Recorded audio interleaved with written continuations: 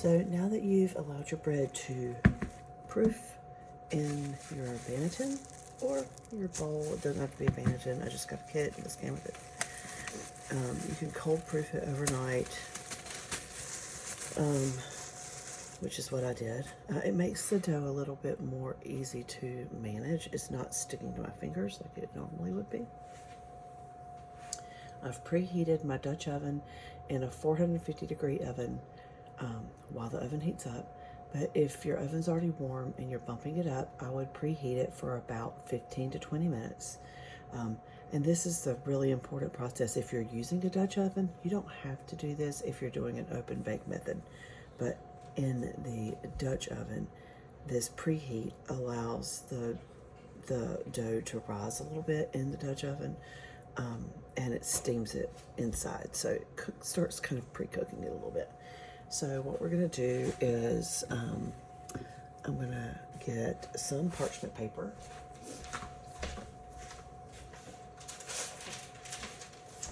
And I'm going to take my loaf, parchment paper over it. I also have these really awesome silicone bread slides. And they're round with two little handles on the side. After Christmas, they're in my crate somewhere, on my baking crate, and I can't find them. So what you're gonna do is put your parchment paper down, flip really quickly so you don't lose her.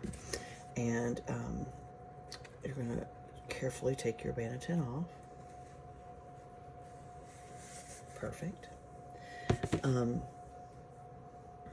then a lot of times I'll have enough flour. This time I don't, so I need to get more flour to put on here.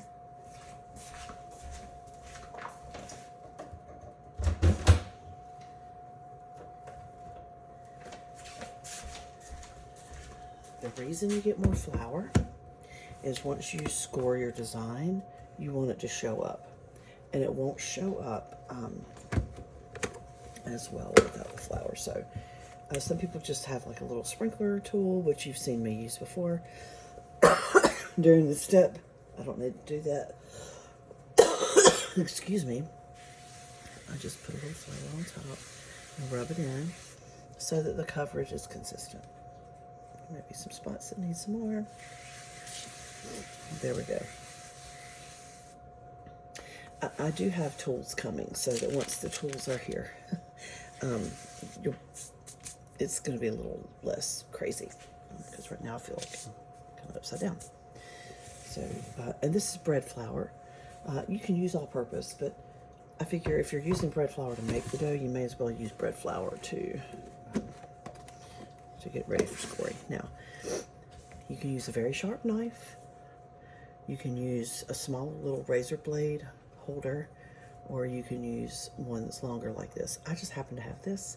I would prefer to have a little more control, so I want one of those shorter ones. I just haven't gotten around to buying it yet. With Christmas, everybody else came first. So, but a really sharp knife will do the trick too. And typically people just score across it.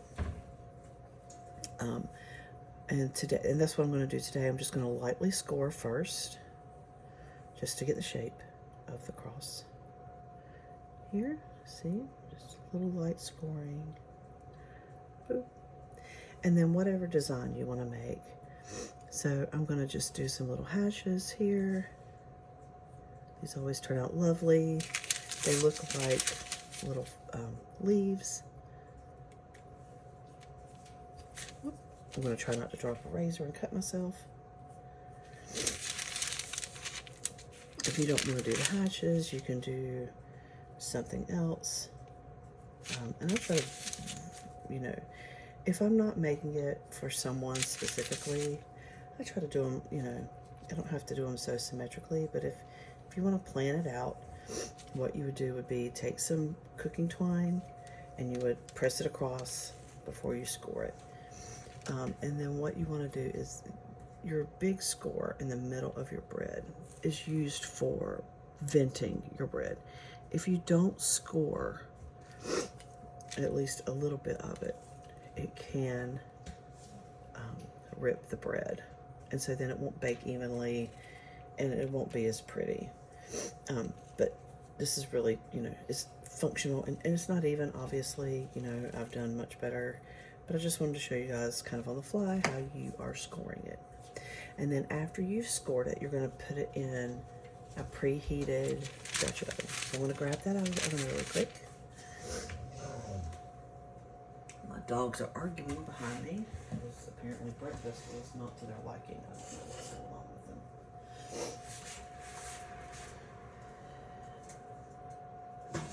Again, you don't have to have a Dutch oven to make sourdough. I'm just going to shift her over here. And I'm going to put my Dutch oven here so you can see what I'm doing. Ignore the counters. Eventually we're going to get a new kitchen.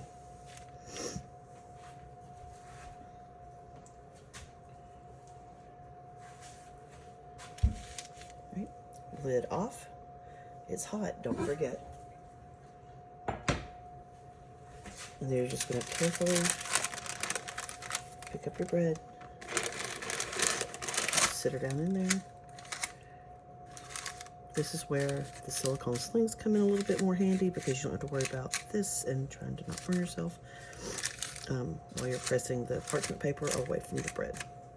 And then grab your lid, again, hot, and let it sit for 30 minutes. I'll be back with the baked version of it, and I'll put in the photo the time it took and the pictures of what it should look like at each stage.